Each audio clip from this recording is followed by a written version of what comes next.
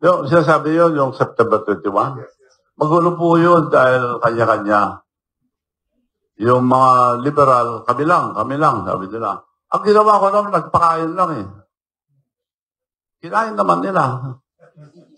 So, nagpunta ko sa kabila, dadali ko rin yung, marami kasi kami portable kitchen, 6.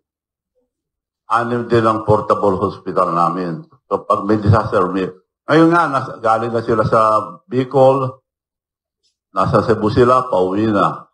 Pagod na ang mga doctors namin. So, umiikot po yun. Now, ako naman, nagpakain lang nung 21. So, maganda naman lahat. Kaya lang may nanggugulo na. Nung umuwi ako ng hapon, iba ng crowd. Dumating na yung mga manggugulo. So, doon na lang tayo magpakain sa Corinthians ako. So, doon ko lang pinark yung mga ibang truck ko. Kumakain naman lahat ang pupunta, dumadaan. May dumadaan doon na binugbog yung kitchen. Kung ano nung sinasabi. Bumalik. Black sila, nakamaskara ng black. Noong bumalik, tinanggal yung mask niya. Pasensya na ho, malaki ang binayad sa amin, sabi niya.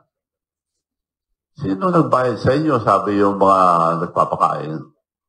Si Martin Romualdez at saka si First Lady, sabi nila. Although di ako naniwala, yun ang sinabi yung mga dumaan. So, ganun ang nangyari nung 21.